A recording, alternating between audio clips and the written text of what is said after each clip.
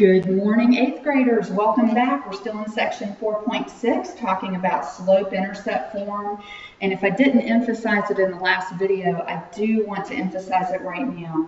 This particular section in particular, and in fact, this whole chapter is very crucial. These are very important topics for the state test. So it is so important that by the time we leave this chapter, we are feeling super confident in the things that we learned. All right, so let's get into our lesson today. Remember, in our last video, we graphed using slope and y-intercept. So I showed you how to write the slope two different ways. We did a couple of examples. So let's flip to that next page where it starts at the top, slope-intercept form of a linear equation. And yes, we and I need you to memorize this form. This is slope-intercept form, y equals mx plus b. Guys, you can't get any more basic algebra than this. This is just one of those formulas. When you leave Algebra 1, you should know it like the back of your hand. So memorize it, memorize it, memorize it. Y equals mx plus b. Well, there's two things you do need to know. The slope is m. Now, why they chose m as the variable, oh, I have no idea. I never researched it, never thought to ask that, but it's a great question. I do not know why. And the y-intercept in that formula is the b. So right here, the m is your slope, b is your y-intercept. This is a great form to graph straight out of, and I hope to demonstrate that to you, if not in this example, then in other ones. Okay, let's do a quick review. So we've already learned one form of a linear equation, and that was standard form. If you think you remember standard form of a linear equation, write it here on this line and out to the side, write the word bonus so I remember to give you bonus points for remembering. So write it there if you think you remember it. Okay, and maybe later on in the video or in the next video, I'll address that again. All right, so let's talk about example 2.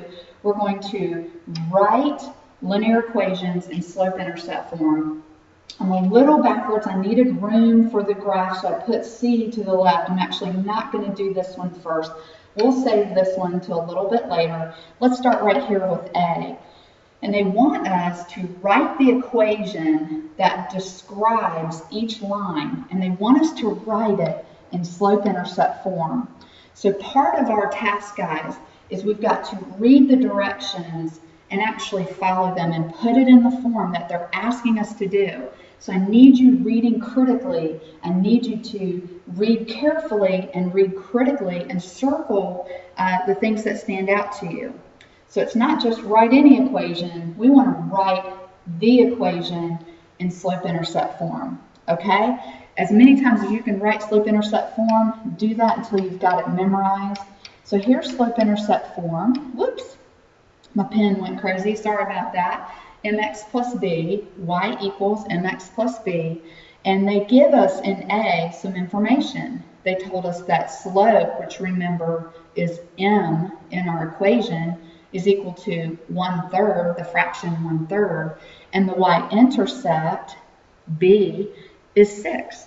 So really, it's as simple as plugging in those values where they belong. And so 1/3 is slope, so I'm going to plug that in for the m, and 6 is the y-intercept. I'm going to plug that in for b, and there, my friends, is the equation. So yes, it is as simple as that. But the key is we have to know what slope-intercept form is to begin with, or else we're not going to know how to plug it in. So please take care, do what I asked you at the beginning of the video, and memorize that particular equation. I also need standard form memorized as well. So two things I want you to keep memorized and just keep going over it until it's very much ingrained. All right, let's go down to letter B. This time, our slope is 0. Okay, stop for a second. I said slope is 0. All right, another bonus opportunity. We're going to go back in the recesses of our minds. Not too far back, I hope. We just took a test on this. And what kind of line has a slope that's equal to 0? So what kind of line has a slope equal to 0. Okay? Now, hopefully, you already know that because you've memorized that. If you haven't memorized it, go ahead and start working on that as well. I think some of these things we want to memorize so we can easily recall them and not waste time trying to figure things out. I think that's definitely a worthy cause. So write that bonus down, and if I see that on your paper, I'll definitely put you an extra bonus point on your bonus log, okay? So, all right, let's get back to letter B. We have a slope of 0 and a y-intercept that's equal to -5. Well, the first thing you've got to do is you've got to remember what slope-intercept form is. So write it again. Just keep writing it until it's totally memorized, okay? Y equals mx plus b. And we're going to plug in what we know. And we know that the slope is 0. We know that the y-intercept is -5. And so we're going to plug in those particular things. Now notice I'm going to underline 0x. What is 0 times x, or for that matter, what's 0 times anything? And if you're thinking 0, you're exactly right. And then what's 0 plus -5? And that's correct. So you can actually just not even write 0x because it totally cancels out. And you're going to end up with y equaling -5. Now on the outside, that's going to appear to just be a point. It is not a point, believe it or not. This is a straight line, but it's a special kind of line. It's very, very special. And I'll try to remember after I'm done with all 4 of our mini examples and this example 2, A, B, C, and D. I'll try and remember to come back and address those special lines and what they look like. So if I forget, talk to me about it in class tomorrow so I can address that 100% for you. Okay, so we've accomplished what we need to accomplish. We wrote the equation of the line, and because we have a slope of 0, that slope canceled out, zeroed out, and left us with just the y-intercept. And so that's actually a special line, and I'll show you that a little bit later. Okay, let's move on to C. C is very interesting because this time they gave us a graph, and from the graph we want to glean information so that we can write an equation in slope-intercept form. So practice writing slope-intercept form. There it is. Very good. And then let's find the things that we do know. We know that we have this point. And what's special about that point that I just drew an arrow to? What's special about that point right there?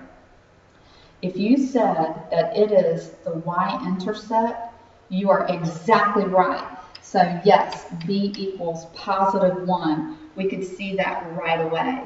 Now think for a second, from a graph, remember I told you if I was ever given a graph and I knew 2 points on the graph and those 2 points were on a grid intersection, what would be the easiest way to find slope? If you're thinking rise over run, you are exactly right. Great job. That's exactly what we should do. So let's start with our y-intercept, +1 on the y. And let's use rise over run to find our slope. So we're going to go up 2, right 1. Up 2 is +2, right 1 is +1, and our slope is 2. Great job. That's exactly how you do it. Could you have started at the top point and worked your way down to the y-intercept? Of course you can. All that means, let me show you what that looks like. You would go down to left 1. Down to left 1 is -2 over -1, and it still equals +2. Great job, guys. It doesn't matter if you work bottom to top or top to bottom, you should get the same exact slope. Now let me ask you a question. Do we have enough information to plug into the slope-intercept form now? Yes, we do. We know the slope, we know the y-intercept, and there's the equation of that line. That red line that's right there, that's the equation of it. Great job. Let's flip the page and let's do one more example. This time, we're given that slope is 4, and of course you can write that as 4 over 1 or negative 4 over negative 1, okay? If we were graphing or not, I just wanted to remind you of that. And then we know slope, so we know the m. But they didn't give us the y-intercept. They just gave us a point that happens to be on our line. Well, what's the first number in that point, the 2? What does that represent? What is that in the coordinate? If you said that's the x, you're exactly correct. And how about the 5? What do you think about that? Yep, that's the y. So if I use my equation, okay, y equals mx plus b, let me mark the things I know. I know m, and I know x, and I know the y. What do I not know? I don't know the b. But I could use those 3 things to help me find that missing y-intercept.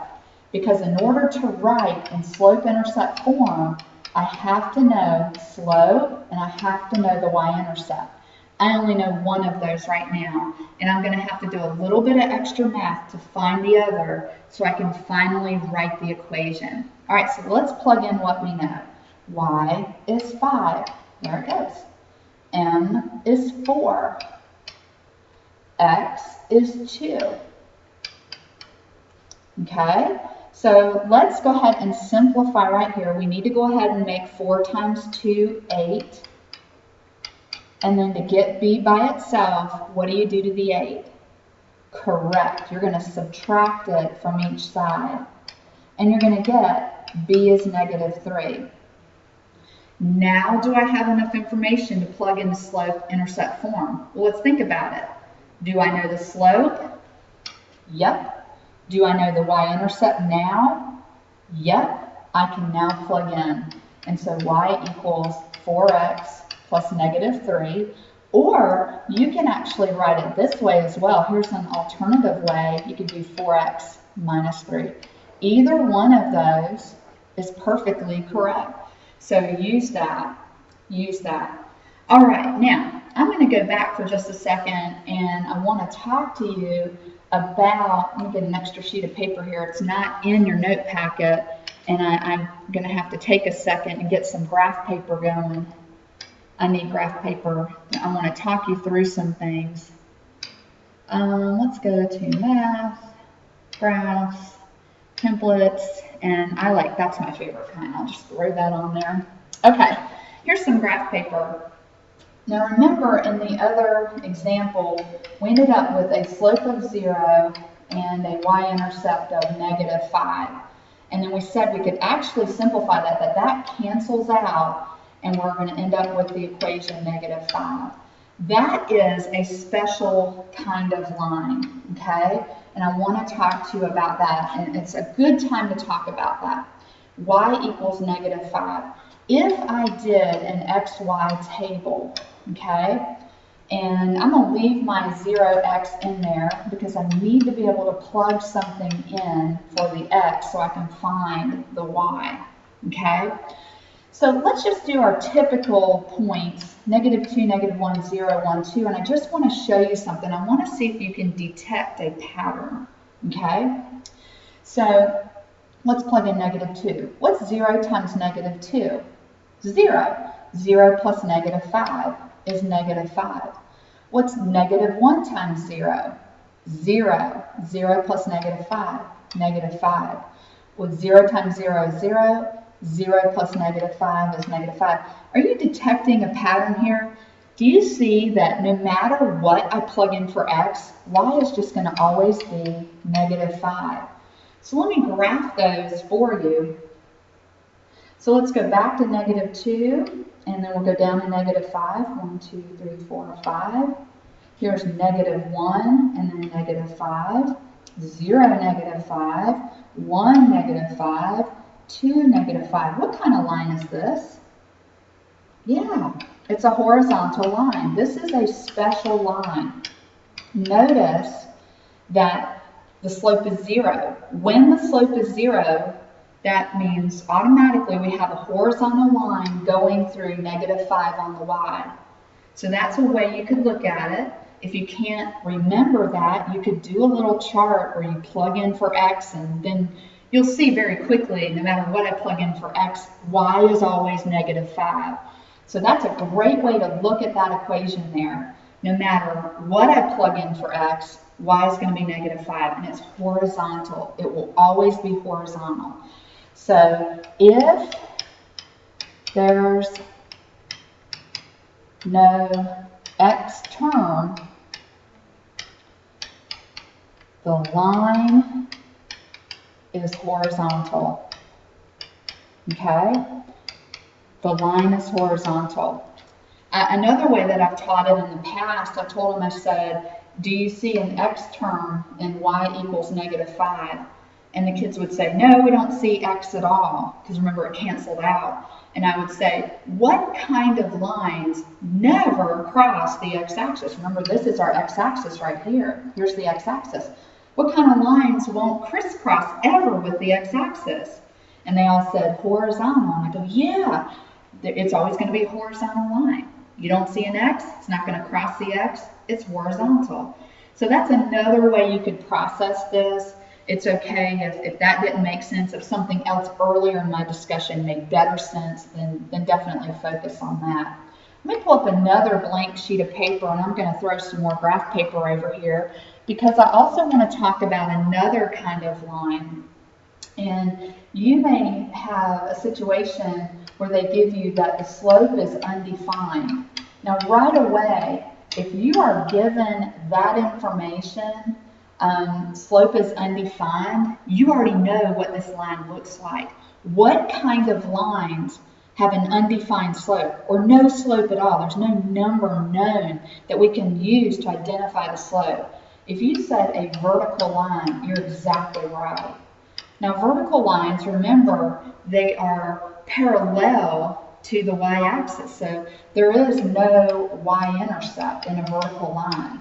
So you're not ever going to see a b given for a vertical line. So what you will see is possibly an equation like this, like x equals 1. Do you see that there's no y term? That just means that this is a vertical line. It's going to cross through the x at +1, but it's never going to cross the y.